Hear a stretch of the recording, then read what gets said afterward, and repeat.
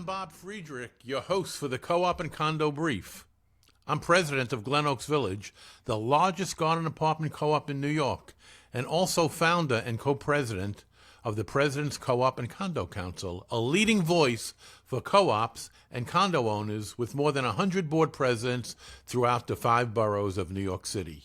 The Co-op and Condo Brief is your inside track on today's issue, which is the J51 Tax Exemption Program. When people, including legislators, hear the words J51, their eyes often glaze over. But if you live in or manage a co-op or condo, this is a program you should absolutely understand because it can mean real money when your building needs real repairs. New York buildings have a character, and that's often a polite way of saying old.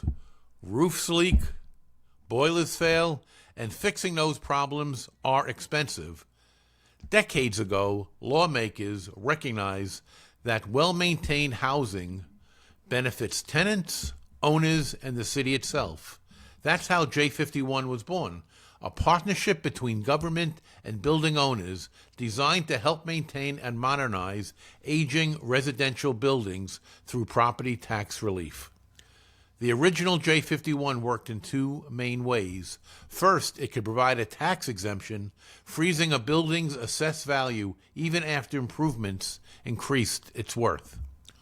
But more commonly, it offers a tax abatement. Instead of reducing assessed value, the city reduced the actual tax bill by the adjusted cost of the renovation. That made large capital projects more affordable. But critics argued the city was giving away too much revenue to buildings that didn't need public help. As a result, the original J51 expired in June of 2022. But the problem of older buildings needing critical repairs didn't go away. Older, affordable buildings, especially co-ops and condos, were still facing enormous repair costs, now made worse by a growing list of unfunded state and city mandates. While few focused on this low-visibility issue, I advocated for its renewal with my Assembly member, Ed Braunstein, who led the charge to enact a replacement program to pick up where J51 left off. And so J51R was born, with the R standing for Reform or Revival. And the new program cuts out luxury developments, limiting eligibility to affordable buildings only. So who qualifies? Well, first, government-assisted housing, such as Mitchell-Lama developments, automatically qualify. But secondly, affordable co-ops and condos, if their assessed valuation is under $45,000 per unit. In the confusing world of New York City mind-numbing tax math, an assessed value of $45,000 usually means the co-op is worth well under $500,000. Certainly not Billionaire's Row. And there's an active effort in Albany right now to raise that cap from $45,000 to $70,000 or more, which would allow many additional affordable co-ops to qualify.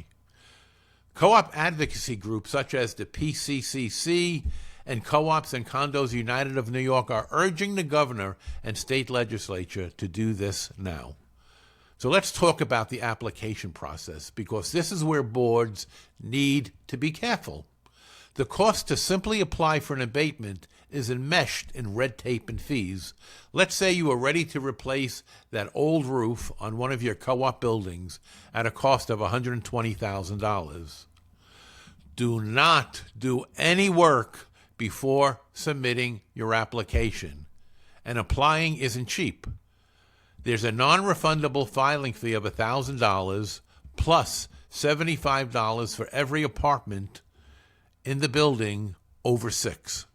For example, a 76-unit garden apartment co-op building would pay $6,250 just to apply, and that money is non-refundable even if the city denies your application. And here's the kicker. If your application is rejected for an incomplete submission or a technical issue, you get a short window period of time to refile, but you must pay the full fee again.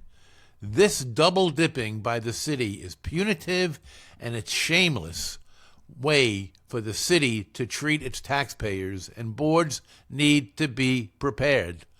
But once your application is approved, you must file a notice of intent with residents and the city's housing department before construction begins. No advance notice, no abatement. And once construction is completed, you have 4 months to submit final paperwork and receipts so the city can determine the project cost that will be rebated. So what is the tax benefit? Under J51R, the city can abate up to 70% of a renovation's cost, which is referred to as the certified reasonable cost. There's also a push in the state legislature right now to increase that to 100%. But for now, our $120,000 roof replacement renovation would net a tax abatement of $84,000. That's $120,000 times 70%. But that $84,000 abatement on our taxes does not come to us in a single year.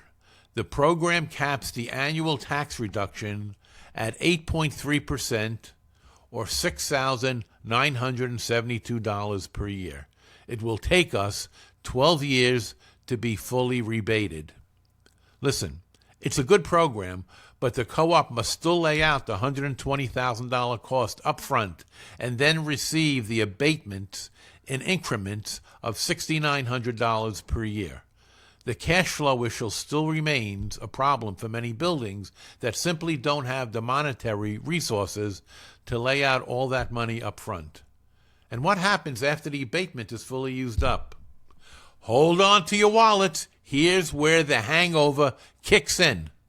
Once the abatement is fully exhausted, the building returns to paying its full, unabated property tax bill.